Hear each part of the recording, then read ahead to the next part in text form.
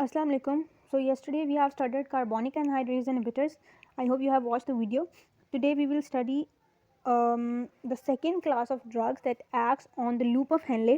They are loop diuretics. That's why they are called as loop diuretics, because they act on the loop of Henle and they act on the thick ascending limb of loop of Henle. ठीक है, पहले हम थोड़ा सा normal बात करेंगे कि normally loop of Henley में कैसे रीअब्जॉर्प्शन हो रही है. ठीक है, और फिर हम जाएंगे कि वो ड्रग क्या बीच में इंटरफेरेंस कर रही है जिससे क्या इफेक्ट प्रोड्यूस हो रहा है. ठीक है, अगर आप देखें तो जो हमने बताया था कि प्रॉक्सिमल कॉन्वोल्यूशन ट्यूब्यूल के अंदर मेजर रीअब्जॉर्प्शन हो जाती है सोडियम आइंस की, ग्लूकोज की, अमाइनो एसिड्स की, वाटर भी ऑलमोस्ट 60% वहाँ से एब्जॉर्ब हो जाता है. ठीक है, बट यहाँ पर जो है हमारे पास रीअब्जॉर्प्शन हो रही होती है. अगेन यहाँ पर भी सोडियम की होती है, पोटाशियम की होती है, क्लोराइड्स की होती है, हो रही होती है यहाँ पर भी. ठीक है, अब होता क्या है कि ये जो आपके पास ये बना हुआ है लूप ऑफ हेनले का सेल, ठीक है, जो उसकी सेल है सराउंडिंग द ल्यूमिन, ये हमारे पास इंटरस्टिशियम है और ब्लड है, और ये हमारे पास ये ल्यूमिन है जहाँ यूरिन बन रहा है. ठीक है, this is very important channel transporter protein which is known as sodium potassium 2 chloride transporter. ठीक है, ये इसलिए इसका नाम है क्योंकि इसके ज़रिए से एक सोडियम, एक पोटाशियम और 2 chloride ions from the lumen into the cell move करते हैं. उनकी रीअब्जॉर्प्शन होती है, एक्टिव रीअब्जॉर्प्शन होती है. ठीक है, and it is a kind of secondary active transport. जो हमने प्रॉक्सिमल कॉन्वोल्यूटिव ट्यूब्यूल्स में पढ़े थे ना, ग्लूकोज की एब्जॉर्प्शन, अमाइनो एसिड्स की एब्जॉर्प्शन, वो भी सेकेंडरी एक्टिव ट्रांसपोर्ट था. ठीक है, this is also secondary active transport. Secondary active transport होता है एक्टिव ट्रांसपोर्ट है, एटीपी चाहिए होता है, बट डायरेक्टली यहाँ एटीपी यूज़ होता हुआ नज़र नहीं आ रहा. एटीपी जो यूज़ हो रहा है वो यहाँ हो रहा है, और अल्टीमेटली इस एटीपी की एनर्जी से जो है ये वाला चैनल चल रहा होता है. कैसे, ये भी मैं समझा देती हूँ कि जब ये वाला चैनल वर्क करेगा, ये क्या करेगा, सोडियम को अंदर से बाहर मूव करेगा. अंदर सोडियम की कंसनट्रेशन कम हो जाएगी, पोटाशियम की ज़्यादा हो जाएगी. ठीक है, पोटाशियम की जब अंदर ज़्यादा होती है तो there are potassium leaky channels as well. ठीक है, जैसे यहाँ पर है जो पोटाशियम को बाहर निकाल रहे हैं, यहाँ पर भी होते हैं, यहाँ से भी पोटाशियम बाहर निकल रहा होता है. मोर ओवर ये वाला जो पोटाशियम चैनल है, ये पोटाशियम को यहाँ से इधर भी मूव कर रहा है. ठीक है, तो पोटाशियम के बहुत सारे रास्ते हैं. तो उसके नतीजे में जो सोडियम इधर जा रहा होता है ना, तो सोडियम की रीअब्जॉर्प्शन भी हो रही होती है by concentration gradient as well. ठीक है, और पोटाशियम भी रीअब्जॉर्ब हो रहा है और क्लोराइड आइंस भी रीअब्जॉर्ब हो रहे हैं, but this is the kind of secondary active transport. All right. अच्छा, उसके बाद अगर आप देखें तो जब सोडियम इधर आ जाएगा तो वो यहाँ से फिर इधर चला जाएगा. ठीक है, और पोटाशियम अंदर आएगा, फिर पोटाशियम जो है वो इस चैनल के थ्रू भी बाहर जा सकता है इनटू द इंटरस्टिशियम, क्योंकि अंदर पोटाशियम भी ज़्यादा अमाउंट में नहीं चाहिए हमें, वो भी डिस्टर्बेंस क्रिएट करता है. तो ये अल्लाह ताला ने नेचुरल मैकेनिज़म्स बनाए हुए हैं कि कुछ पोटाशियम जो है वो यहाँ से आपके पास जो है वो लीकी चैनल्स बने होते हैं, वो लीक भी हो जाता है, और यहाँ से भी कुछ इंटरस्टिशियम में जा रहा है. ठीक है, अच्छा, अगर हम इसकी कैप्शन पढ़े ना, mechanism of sodium potassium and chloride reabsorption by transporter in the thick ascending limb of loop of Henle. Note that pumping of potassium into the cell from both lumen and the interstitium would result in unphysiologically high intracellular concentration. वो ये वाली बात करें कि यहाँ से भी potassium अंदर आ रहा है, यहाँ से भी अंदर आ रहा है, जिसकी वजह से अंदर पोटाशियम की बहुत ज़्यादा हो जाएगी कंसनट्रेशन. इस चीज़ को हम अवॉइड कैसे करते हैं? By movement of potassium down its concentration gradient back into the lumen. तो हम उनको वापस से ल्यूमिन के अंदर निकाल देते हैं बाय दिस लीकी चैनल.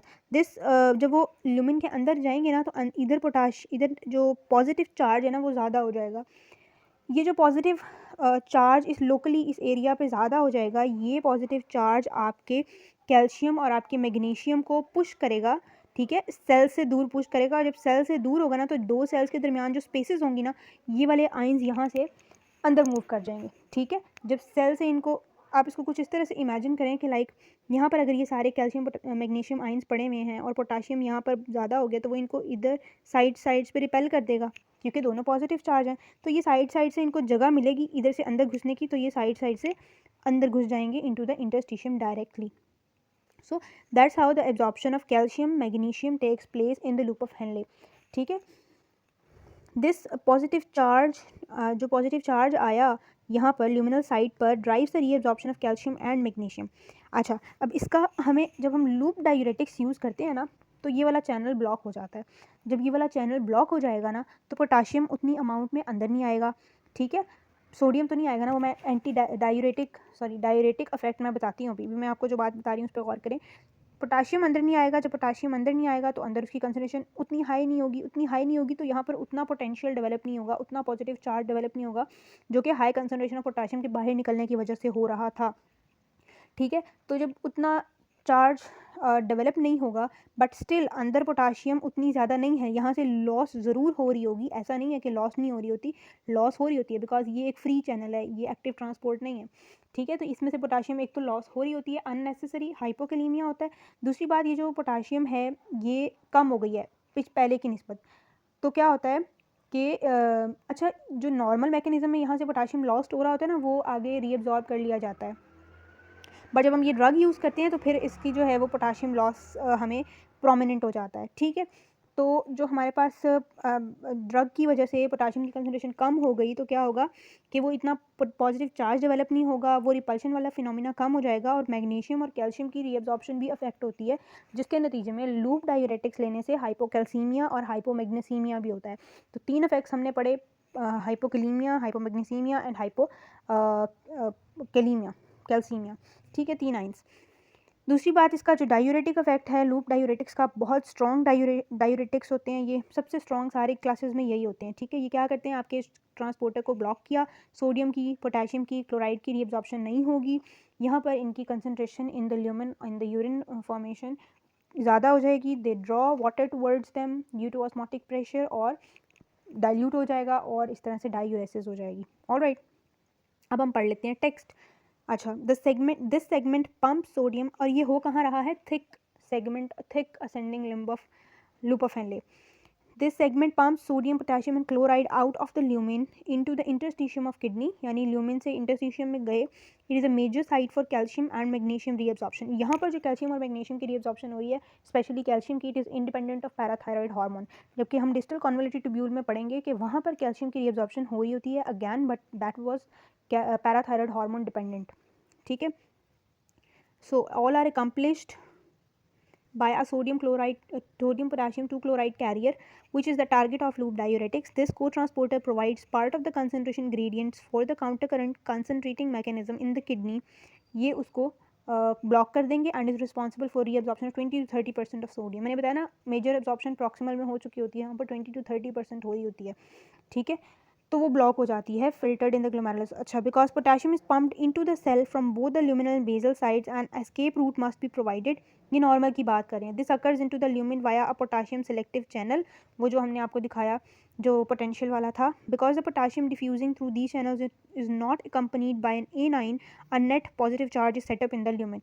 वो कह रहे हैं कि वो चैनल क्योंकि इंडिपेंडेंट पोटेशियम चैनल है, उसके साथ कोई एनाइन एक्सचेंज नहीं हो रहा, जैसे यहाँ पर एक एनाइन एक्सचेंज हो रहा है ना साथ, तो यहाँ पर वो पॉजिटिविटी डेवलप नहीं होती, यहाँ पर वो नहीं है, दैट्स वाई वो पोटेंशियल डेवलप हुआ है जो कैल्शियम और मैग्नीशियम की एब्जॉर्प्शन कराता है। This positive potential drives the reabsorption of calcium and magnesium, ठीक हो गया। अब लूप डायूरेटिक्स में एग्जांपल क्या है, प्रोटोटाइप ड्रग है फ्यूरोसामाइड, जैसे एसीटाजोलामाइड थी कार्बोनिक एनाइड्रेज इनहिबिटर, इसकी फ्यूरोसामाइड है, इसके अलावा ब्यूमेटेनाइड है, टॉर्सोमाइड है, they are all sulfonamide derivatives. Major ethacrynic acid को निकाल के बाकी सारे डायूरेटिक्स सल्फोनामाइड डेरिवेटिव्स होते हैं। तो जिन लोगों को सल्फा ड्रग से एलर्जी होती है, they are all allergic to diuretics as well except this ethacrenic acid. It is a phenoxyacetic acid derivative, ये भी MCQs है। It is not a sulfonamide but acts by the same mechanism. Loop diuretics inhibit the co-transport of sodium, potassium and chloride. ये mechanism of action है, MCQ में भी आता है, SCQ में भी आता है, वाइवा में पूछ सकते हैं। The loop diuretics are relatively short acting, इनका टाइम स्पैन छोटा होता है, but they are very strong diuretics.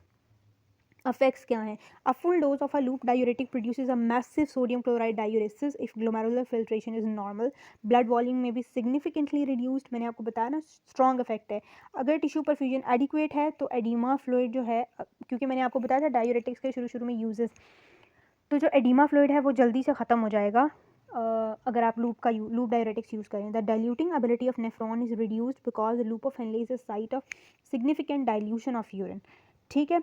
अच्छा, inhibition of sodium potassium 2 chloride transporter also results in the loss of lumen positive potential, which reduces reabsorption of divalent cations as well. As a result, calcium excretion is significantly increased. Ethacrenic acid is moderately effective uricose uric drug. अच्छा, वो कह रहे हैं कि इन drug से एक तो cations की एब्जॉर्प्शन कम हो जाती है, जैसे कैल्शियम है, मैग्नीशियम है, और एथाक्रेनिक एसिड इज़ अ ड्रग, वो यूरिक एसिड की भी एक्सक्रीशन को इंक्रीज़ कर देता है, तो यूरिन के अंदर यूरिक एसिड बढ़ जाता है, ठीक है। अच्छा, that is a good thing कि जिन लोगों को जैसे गाउट की प्री डिस्पोजिशन है उनके अंदर इसको यूज़ करना बेहतर होगा, because this single drug can produce both effects के, उसका यूरिक एसिड भी कम हो रहा होगा और डायूरेटिक्स की अगर उसको ज़रूरत है तो वो भी मिल रहे होंगे।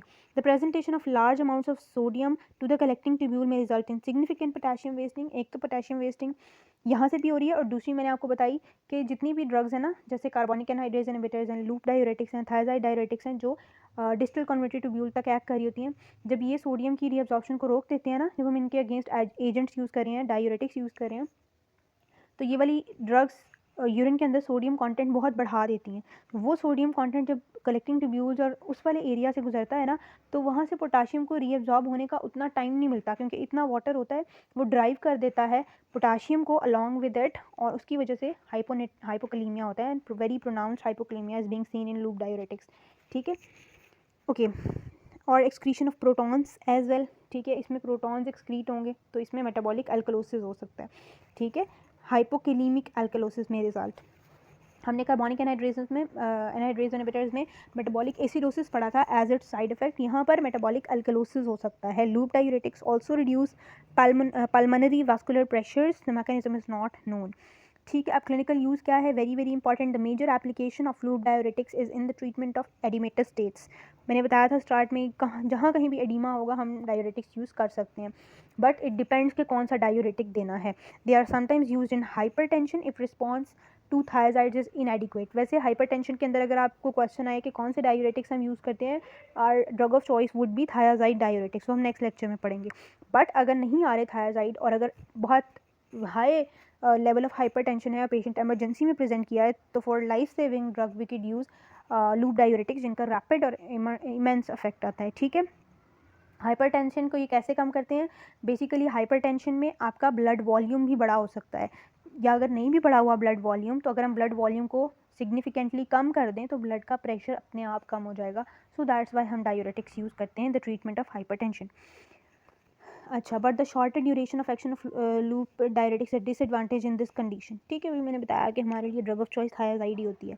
और less common but important application is in the treatment of severe hypercalcemia, because we know that these drugs are calciuric drugs, के यूरिन के अंदर कैल्शियम को एक्सक्रीट कराती हैं। तो अगर ब्लड में hypercalcemia and we want it to be reduce, तो हम उसको यूरिन में इंक्रीज करा सकते हैं by the use of these drugs.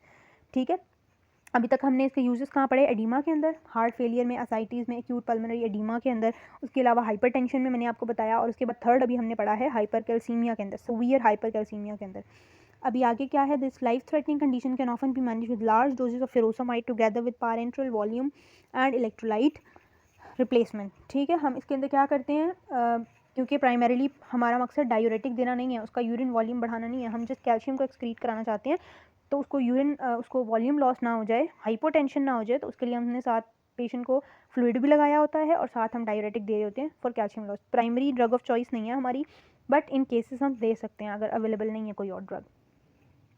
अच्छा, it should be noted that diuresis without volume replacement results in hemoconcentration. ये वही बात है कि अगर आप ऐसे पेशेंट को without volume replacement, without any fluid, आपने उसको कोई फ्लूइड नहीं लगाया हुआ और आप उसको डायूरेटिक्स दे दोगे, उसको कोई एडिमा वगैरह भी नहीं है, तो क्या होगा, उसके ब्लड की कंसनट्रेशन हो जाएगी, हीमो कंसनट्रेशन, यानी ब्लड कंसनट्रेटेड हो जाएगा। फिर जो सीरम कैल्शियम कंसनट्रेशन है, चाहे वो कम भी हो जाएगी, तो वो ब्लड के कंसनट्रेट होने की वजह से कैल्शियम की कंसनट्रेशन भी फिर बढ़ जाएगी। ठीक है, तो this is important to be noted. उसके बाद है loop diuretics usually induce hypokalemic metabolic alkalosis. I have told you, because large amounts of sodium are presented to the collecting tubules. ये भी मैंने आपको कॉन्सेप्ट बताया है, जिसकी वजह से पोटाशियम वेस्टिंग भी होती है और प्रोटॉन वेस्टिंग भी होती है। Because they are so efficacious, loop diuretics can cause hypovolemia. मैंने आपको बताया बहुत रैपिड और सीवियर एक्शन होता है इनका। हाइपोवोलीमिया हो सकता है, कार्डियोवास्कुलर कॉम्प्लिकेशंस हो सकती हैं, तो आपने बहुत ध्यान से इनको यूज़ करना होता है, but they are very effective, very good drugs. Ototoxicity is an important toxic effect of loop agents and other adverse effect. अभी तक हमने इसके एक आइन रिलेटेड एडवर्स इफेक्ट्स पढ़े, फिर मेटाबॉलिक एल्कलोसिस पढ़ा, एंड देन नाउ ऑटोटॉक्सिसिटी, और क्रॉस एलर्जेनिसिटी भी पढ़ी with sulfonamides. The sulfonamides in this group में rarely cause atypical sulfonamide allergy, जैसे कि रैश हो गई। ठीक है, so that's all about loop diuretics. I hope कि आपके सारे कॉन्सेप्ट क्लियर हो जाएंगे। नेक्स्ट वीडियो में हम डिस्टल कॉन्वोल्यूटेड ट्यूब्यूल और जो बाकी के टॉपिक्स हैं वो कवर करेंगे आहिस्ता आहिस्ता इंशाल्लाह। Thank you so much for watching. If you have any question, feel free to ask in the comment section. अल्लाह हाफिज़।